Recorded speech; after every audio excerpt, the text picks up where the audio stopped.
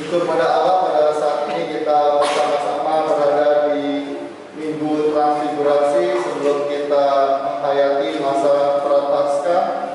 Kita pada saat ini akan merenungkan sebuah tema transfigurasi antara penderitaan dan kemuliaan.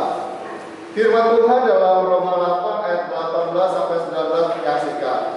Sebab aku yakin bahwa penderitaan zaman sekarang ini tidak dapat dibandingkan dengan kemuliaan yang akan dinyatakan kepada kita. Sebab dengan sangat rindu seluruh makhluk menantikan saat anak-anak Allah dinyatakan.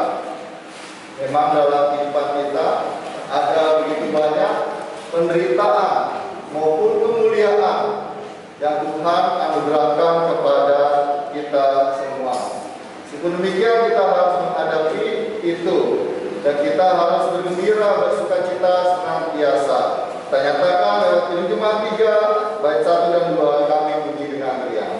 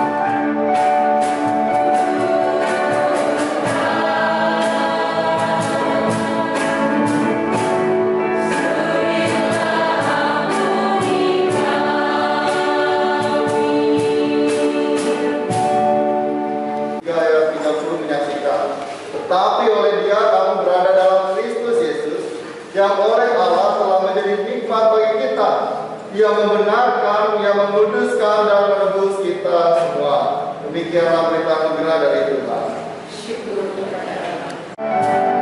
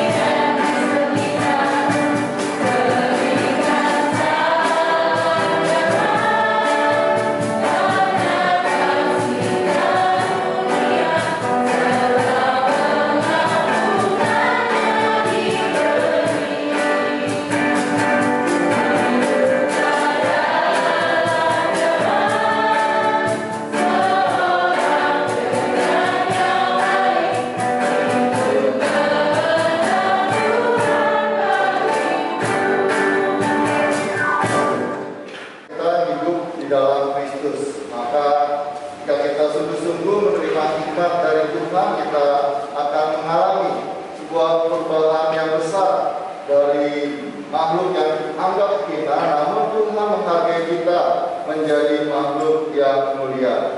Lengkap di 539 ayat 1 dan sampai 3 perubahan besar di depan.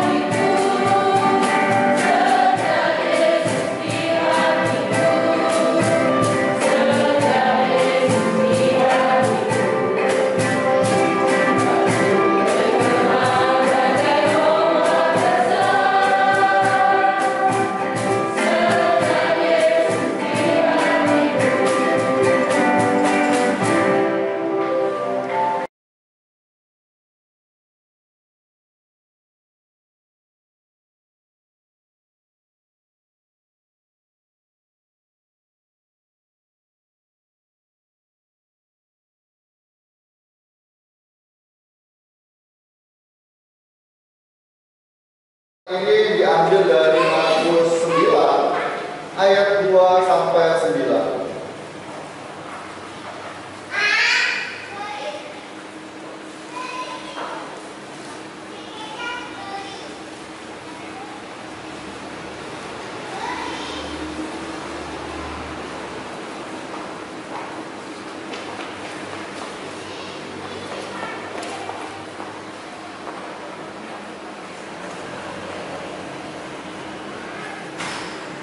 Markus 9 ayat 2 sampai 9 demikian. 6 hari kemudian Yesus membawa Petrus, Yakobus dan Yohanes dan bersama-sama dengan mereka yang naik ke sebuah gunung yang tinggi. Di situ mereka sendirian saja. Lalu Yesus berubah rupa di depan mata mereka dan pakaiannya sangat putih berkilat-kilat. Tidak ada seorang pun di dunia ini yang dapat menggelantang pakaian seperti itu. Maka nampaklah kepada mereka Elia bersama dengan Musa. Keduanya sedang berbicara dengan Yesus. Kata Petrus kepada Yesus, "Rabi, betapa bahagianya kami berada di tempat ini. Baiklah kami dirikan 3 kemah, satu untuk engkau, satu untuk Musa, dan satu untuk Elia." Dia berkata demikian sebab tidak tahu apa yang harus dikatakannya, karena mereka sangat ketakutan. Maka datanglah awan menaungi mereka, dan dari dalam awan itu terdengar suara, "Inilah anak yang kukasihi, dengarkanlah dia." Dan sekonyong-konyong waktu mereka memandang sekeliling mereka, mereka tidak melihat seorang pun lagi bersama-sama mereka, kecuali Yesus seorang diri. Pada waktu mereka turun dari gunung itu, Yesus berpesan kepada mereka supaya mereka jangan menceritakan kepada seorang pun apa yang telah mereka lihat itu, sebelum Anak Manusia bangkit dari antara orang mati. Demikianlah sabda Tuhan.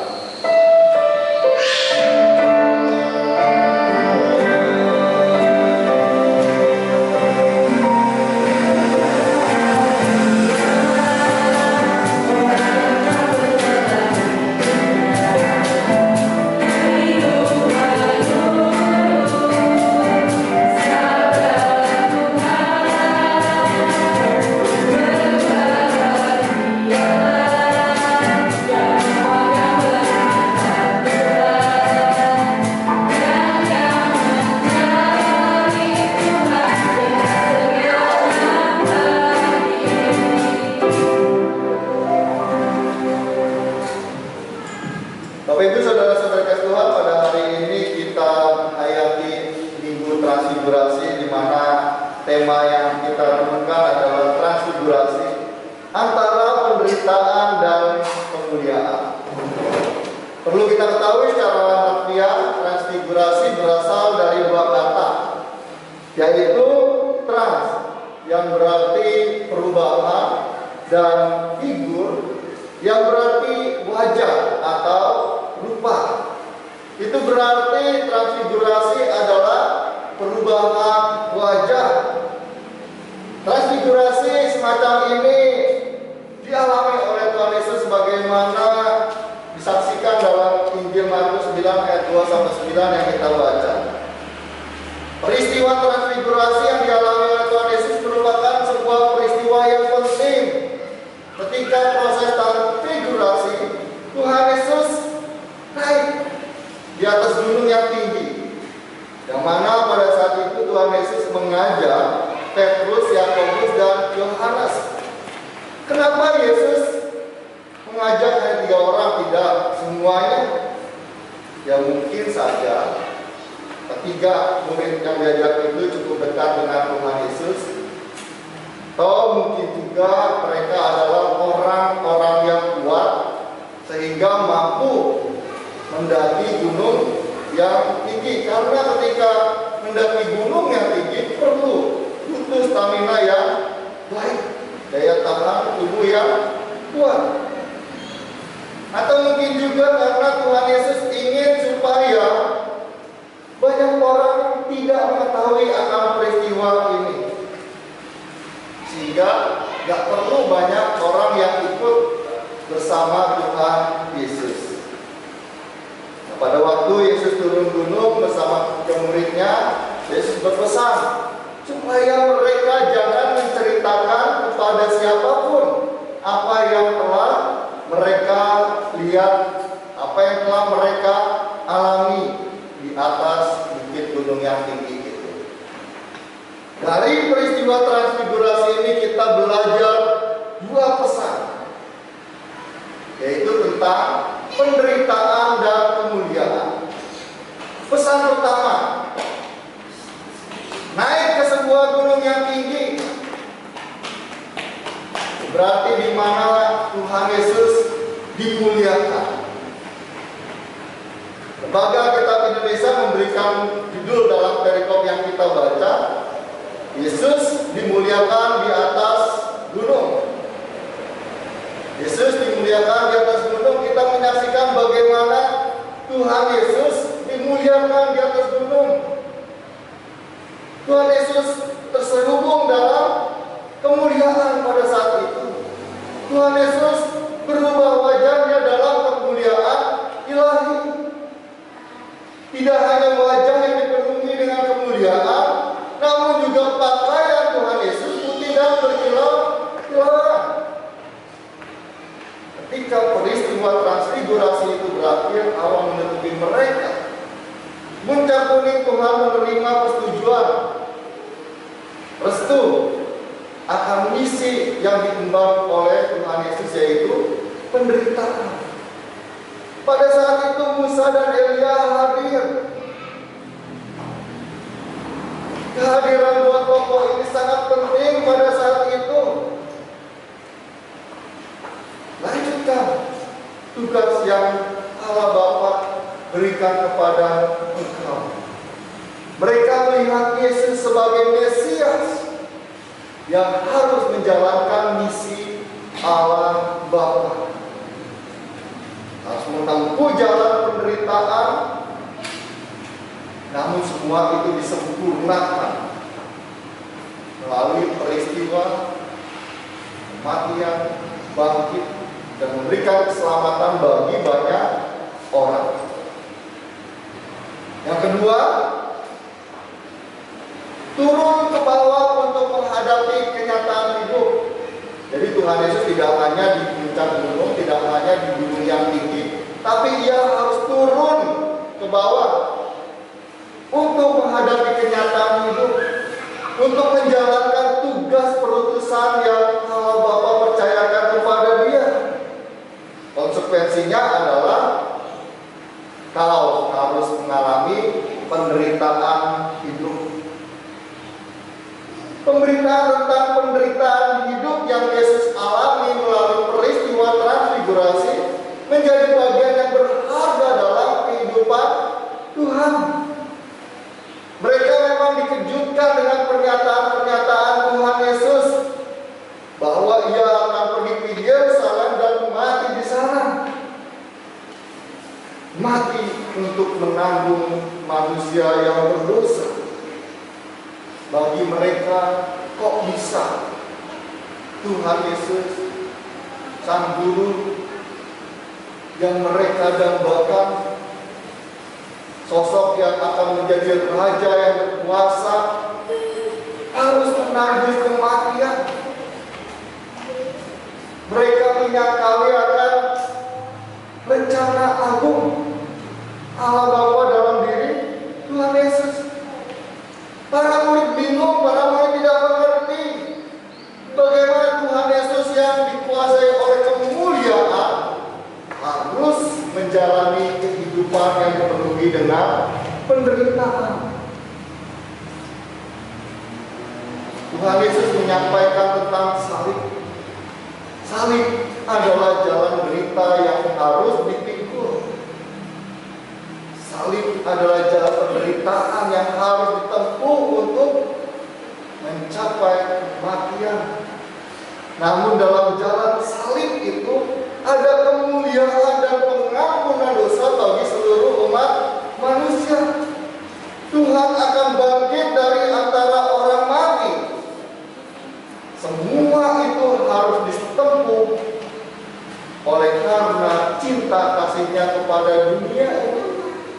Oleh karena kasih setianya kepada umat manusia.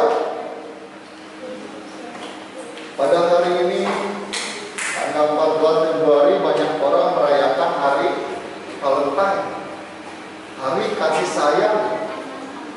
Mungkin saja dari antara kita tidak ada yang memperingatinya secara khusus. Atau mungkin pemuda remaja GKI Juwana akan memperingati hari Valentine setelah kebaktian ini. Meskipun demikian, apabila kita menghayati hari Valentine, hari kasih sayang, kita juga diberikan kesempatan kembali untuk memikirkan kasih sayang apa yang aku berikan. Apakah kasih itu dalam kehidupanku?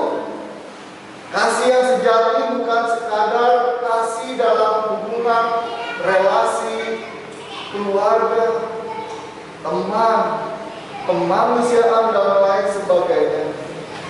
Namun pada saat ini kita dapat memaknai transfigurasi dalam bingkai kasih sayang. Ada perubahan besar yang terjadi dalam kehidupan kita ketika kita memandang Yesus Sang Juru Selamat yang hidup. Kasih yang kita renungkan bersama di hari yang dipenuhi kasih sayang. Kita harus ingat akan kasih sayang yang Allah berikan kepada kita. Kasih sayang yang memberikan semangat kepada kita untuk menjalani masa-masa yang dipenuhi dengan penderitaan hidup. Di masa pandemi COVID-19 ini, mungkin kita mengalami berbagai macam penderitaan yang berbeda satu dengan yang lain. Meskipun demikian, dalam penderitaan yang kita hadapi, yakin dan percayalah, ada kemuliaan Tuhan yang Tuhan berikan kepada kita sekalian. Allah menjadikan penderitaan dan kemuliaan itu sebagai wujud cinta kasih-Nya bagi kita semua. Tuhan melindungi dan memberkati kita. Amin.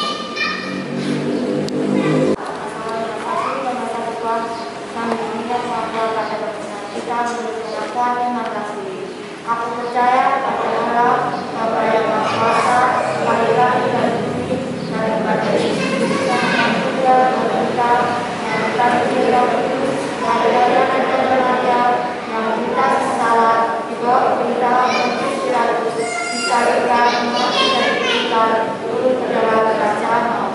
Pada yang ketiga, berpulang dengan para mati, naik ke surga, sudah pada Allah. Saya akan datang untuk menghadiri orang yang hidup dan mati. Aku percaya pada Kudus, Gereja yang kudus dan am, persekutuan orang kudus, pengampunan dosa, baptisan anak dan hidup yang kekal. Sama menaikkan doa syafaat, mari kita berdoa bersama.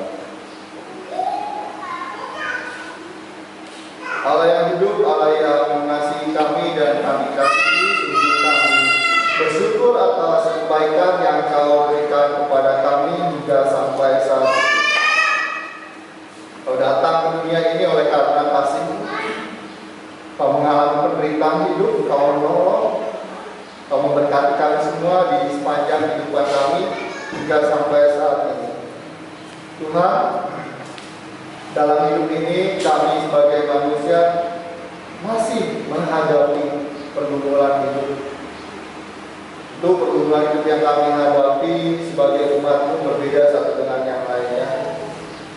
Namun kami yakin dan percaya oleh karena kasih-Mu, Kau menyertai kami, Kau membimbing kami supaya kami dapat menghadapi berbagai macam pergumulan hidup dengan jalan keluar yang terbaik dari Tuhan. Kami berdoa di tengah pandemi COVID-19 ini, Tuhan, bagi anak-anak-Mu, bagi kami yang sedang sakit, yang daya tahan tubuh lemah, dan berharap Kau menguatkan kami di tengah-tengah bayang-bayang kematian dan tidak adanya kepastian kapan berakhirnya COVID-19 ini. Tuhan, ada begitu banyak problematika yang terjadi di dalamnya, ada banyak kepentingan yang digunakan oleh beberapa pihak. Ampunlah kami Tuhan, biarlah kami sebagai pribadi maupun warga negara Indonesia dapat berperan penuh berpartisipasi dalam mencegah penularan dan penyebaran infeksi COVID-19. Kami berdoa bagi masyarakat, bagi tenaga kesehatan yang berjuang menghadapi virus ini, Tuhan. Kami berharap anak-anak-Mu maupun masyarakat yang terinfeksi dapat sembuh oleh karena kekuatan yang Tuhan berikan. Dan pada saat ini juga Tuhan, kami berdoa bagi kehidupan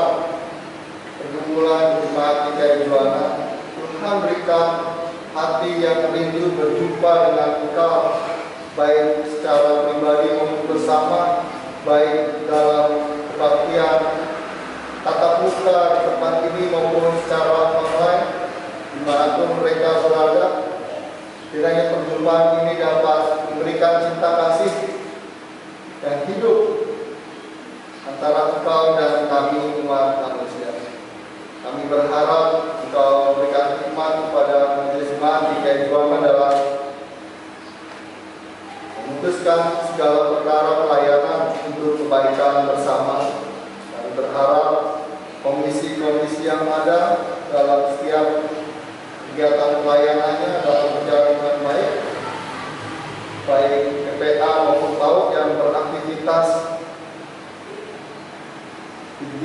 di lingkungan di Kaijuanan ini pada hari-hari. Tuhan tolong, Tuhan jaga, Tuhan lindungi, berikan hikmat untuk mengantisipasi akan pelayanan di jemaat di Kaijuanan. Kami juga berdoa bagi panitia masa Paskah. Kau berkati setiap persiapan yang telah dilaksanakan, rapat untuk memutuskan kegiatan-kegiatan yang ada. Kau berkati setiap panitia dalam kebersamaan, dalam kesatuan hati, sehingga kerja pelayanan di masa Paskah dapat berjalan dengan baik. Kami berharap Tuhan, di tengah-tengah situasi dan kondisi bangsa Indonesia ini terjadi akan iklim yang ekstrim, juga dengan wilayah dua Pati terkena dampak banjir. Tuhan, dalam kesusahan, biarlah Engkau menjadi tempat perlindungan, tempat pengungsian. Kami sebagai anak-anak-Mu datang berharap kepada Engkau untuk menghadapi berbagai macam pergumulan di tengah-tengah iklim yang ekstrim ini.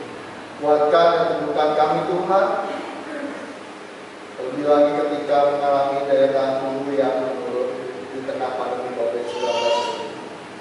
Tolong pemerintah ketika mereka berkarya untuk mensejahterakan masyarakat banyak, bukan untuk kepentingan pribadi maupun golongan. Begitu juga dengan kami dalam usaha, karya, dan pekerjaan yang kami lakukan masing-masing. Tuhan yang memberkati, Tuhan yang menolong kami supaya kami dapat berpartisipasi membangun bangsa dan negara Indonesia ini. Kami serahkan doa permohonan ini dalam kuasa kasih-Mu, dalam Kristus Yesus yang mengajarkan kami berdoa Bapa kami. Amen.